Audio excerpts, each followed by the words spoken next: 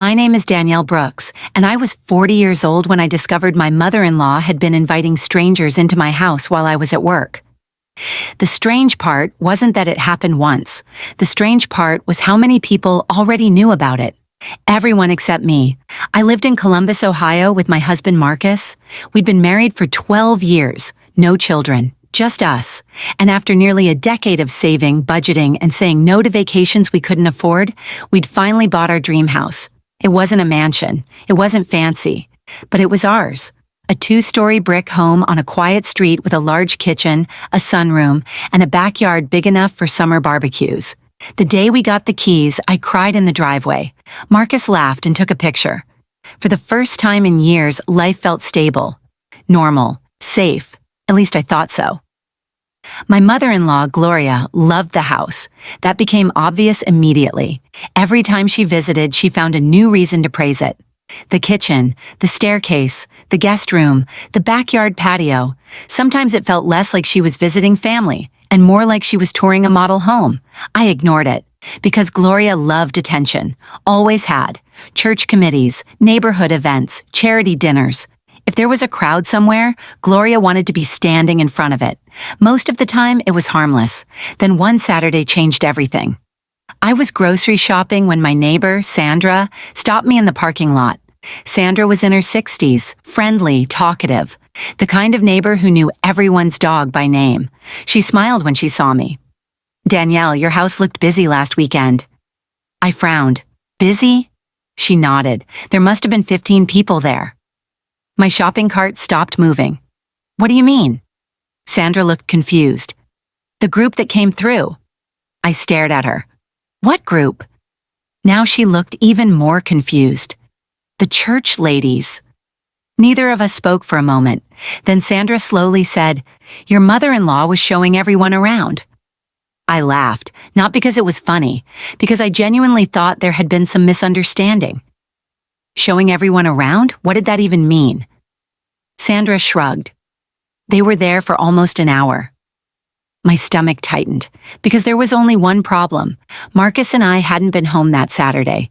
We'd spent the entire day visiting friends outside the city. Nobody should have been in our house. Nobody. I drove home with a strange feeling sitting in my chest. Not panic, not anger, just confusion. When I got back, Marcus was watching a baseball game in the living room. I set the grocery bags down, then casually asked, "Did your mom have people over last weekend?" He looked away from the television, only for a second, but I noticed it. The hesitation, the tiny pause, the kind that lasts less than a heartbeat. Then he said, "Oh, maybe. The word immediately bothered me. Maybe wasn't an answer. Maybe it was something people say when they don't want to tell the truth. I sat down across from him. "What do you mean, maybe?" Marcus muted the television. And suddenly, I had a feeling this conversation wasn't going to be nearly as simple as I thought. Marcus muted the television. That alone told me this wasn't a misunderstanding, because if it were nothing, he would have kept watching the game. Instead, he sat there staring at the coffee table, avoiding eye contact, avoiding me. "Marcus." My voice stayed calm. "Did your mother bring people into our house?" He rubbed his forehead, then sighed. "Just a few times." My stomach dropped. A few times, not once, not twice, a few times. The way he said it made it sound completely normal, like he was admitting Gloria had borrowed a lawn chair, not invited strangers into our home. I stared at him. "How many is a few?"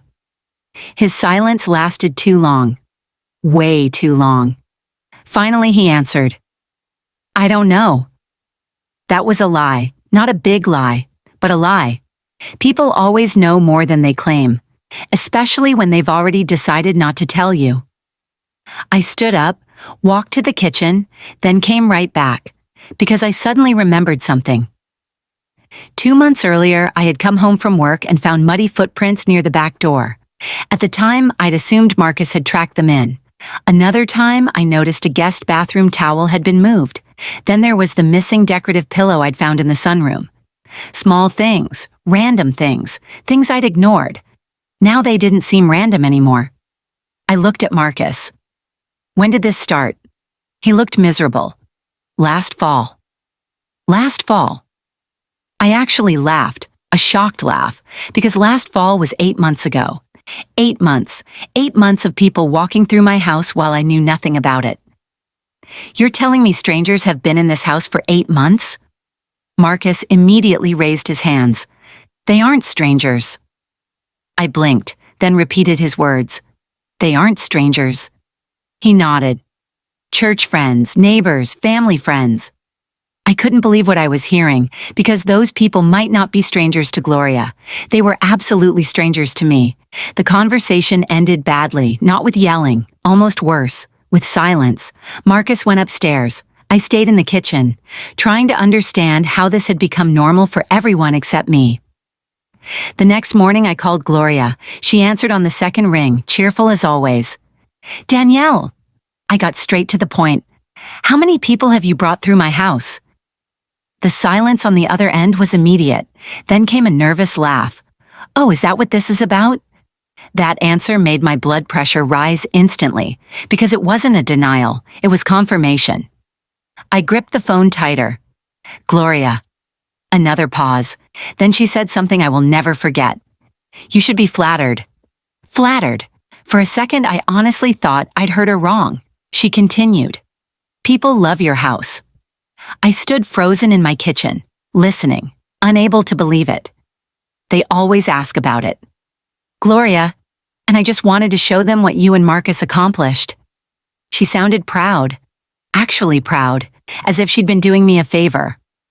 I looked around my kitchen, at my countertops, my cabinets, the room I'd spent years saving for. Then I asked the question that mattered. Did you ever ask permission? Silence, long silence, the kind that answers everything. Finally, she said, Marcus never minded. There it was, the real problem, not the house, not the tours, not the church ladies. The fact that Marcus had quietly become the person giving permission. Without me, as if the house belonged to him alone. That evening I came home from work early, for the first time in months. And that's when I noticed something I'd never paid attention to before.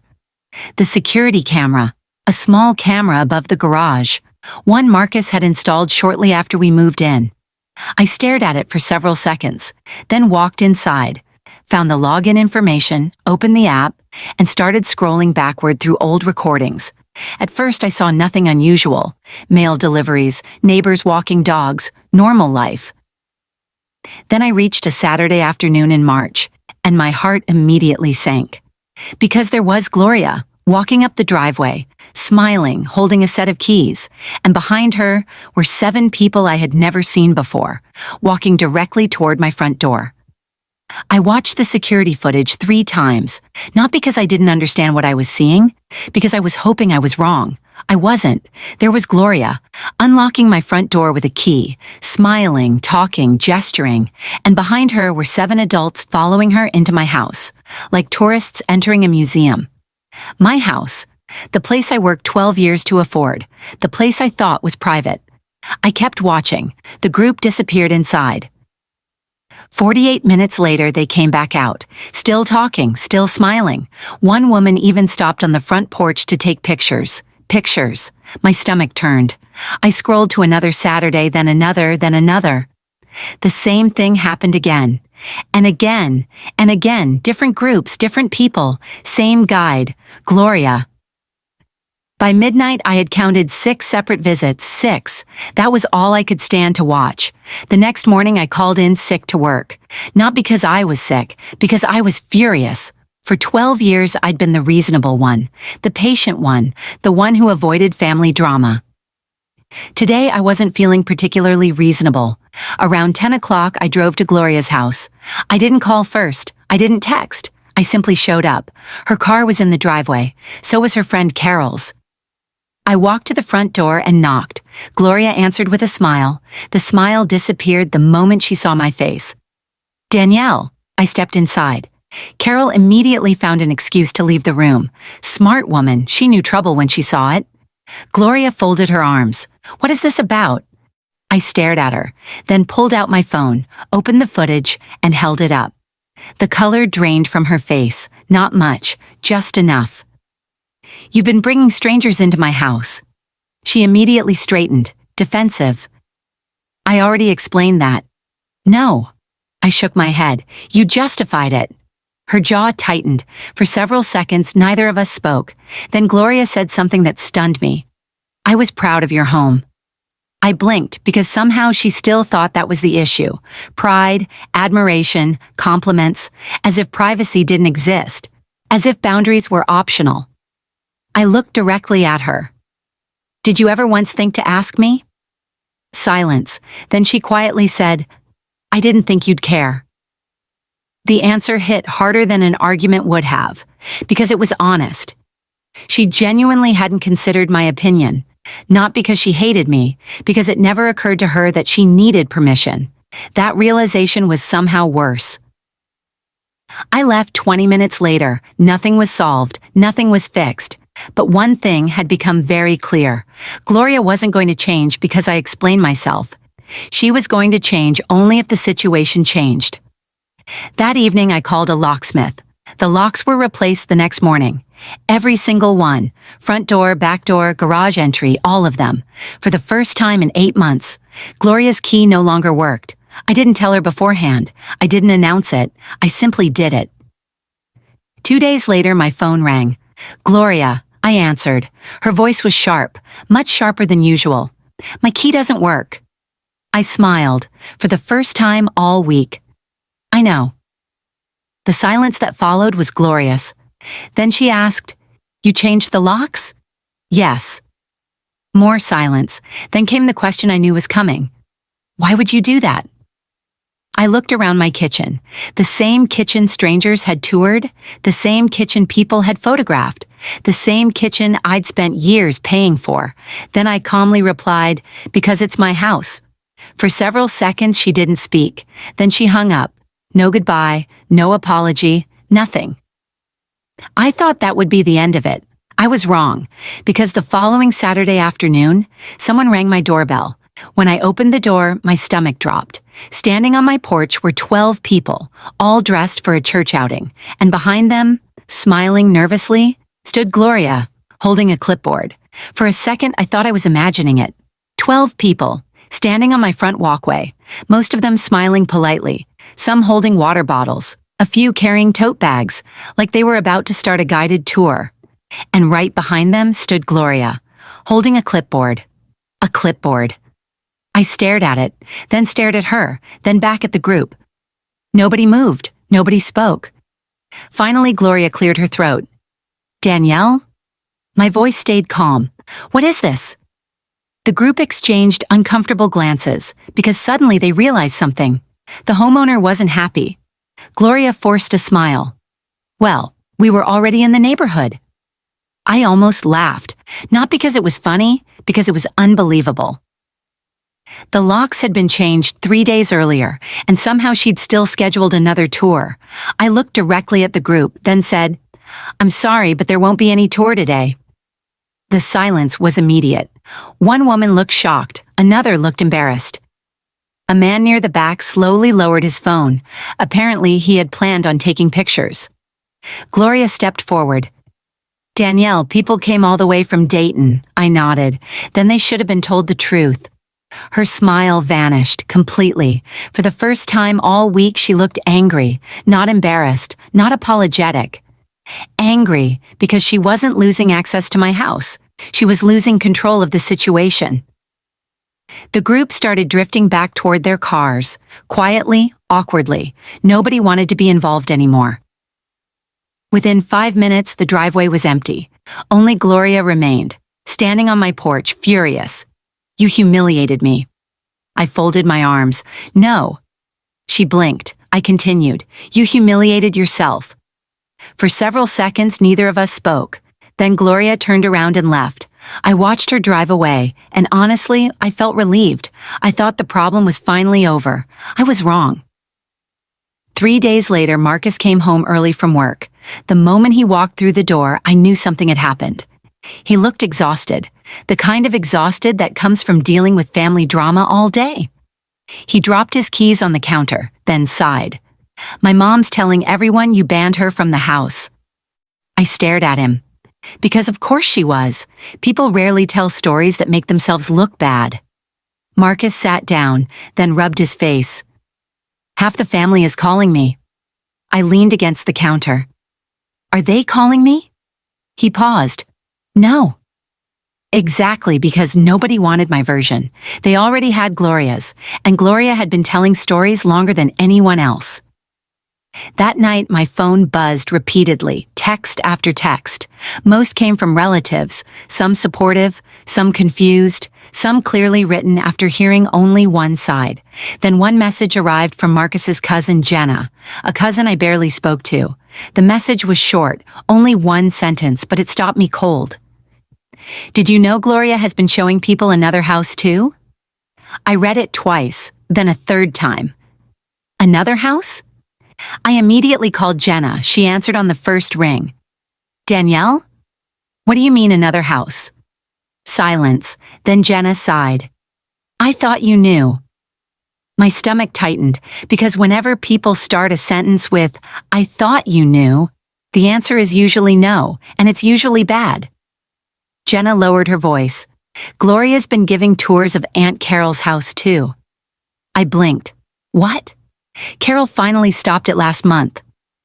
For a second, I couldn't speak, because suddenly this wasn't about me, or my house, or even Gloria's relationship with me. This was a pattern, a long-standing pattern, one that had apparently existed for years, and judging by Jenna's voice, there was a lot more to this story than anyone had told me. I sat at my kitchen table holding my phone, trying to process what Jenna had just told me. Another house, another homeowner, another set of unwanted tours. Suddenly the situation felt very different, because if Gloria had done this before, then she already knew it was wrong. Jenna sighed on the phone. Aunt Carol finally changed her locks. I blinked. She did? Last month. I leaned back in my chair. The pieces started fitting together, slowly, uncomfortably. Carol hadn't stopped Gloria. The locks had, just like my locks had. Jenna hesitated, then added something else. The family never talks about it. Of course they didn't. Families rarely discuss uncomfortable truths. They bury them, ignore them, pretend they never happened. Until the same thing happens again. After the call ended, I sat quietly for a long time. Not angry, not even surprised anymore. Just tired, because the entire situation suddenly made sense. Gloria didn't see houses. She saw opportunities, attention, stories, something to show off, and nobody had ever forced her to stop before. The following Sunday, Marcus and I drove to Carol's house. For the first time in years, I wanted to hear the story directly. Not family gossip, not secondhand versions. The truth. Carol welcomed us inside, made coffee, then laughed the moment I mentioned house tours. Not a happy laugh, a tired one. Oh, she did it to you too. The word too hit me immediately, because there it was. Confirmation. Carol shook her head. 3 years. I stared at her. What? She brought people through my house for almost 3 years. 3 years, I couldn't believe it. Carol smiled sadly. I kept hoping she'd stop. That sounded familiar. Very familiar. Then Carol said something that stayed with me. The problem wasn't Gloria. I frowned. What do you mean? Carol looked directly at Marcus, then answered. The problem was everyone around her. The room became quiet, because she was right. People had laughed it off, ignored it, made excuses, stayed silent. Every time someone said, "That's just Gloria." The behavior continued. Marcus stared at the floor. For the first time since this started, he looked genuinely ashamed. Not defensive, ashamed, and honestly, that mattered more than an apology. A week later, something unexpected happened.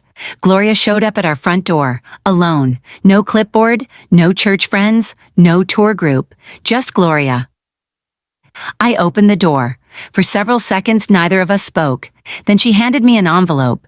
Inside was a handwritten note.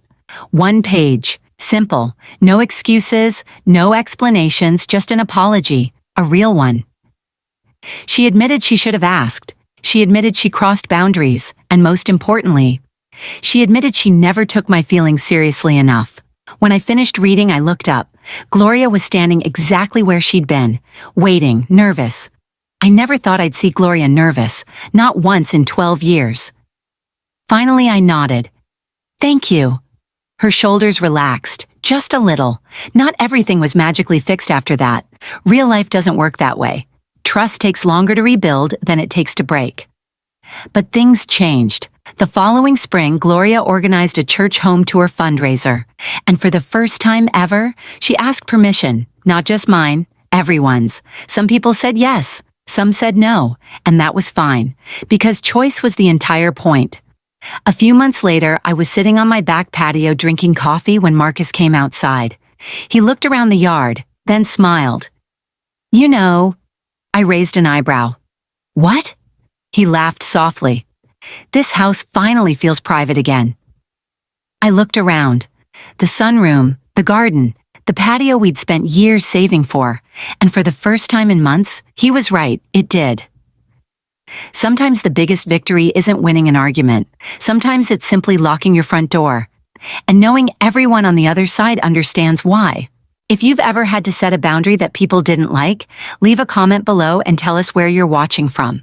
And if you enjoyed this story, don't forget to like, subscribe, and turn on notifications for more family drama stories. Take care, and we'll see you in the next one.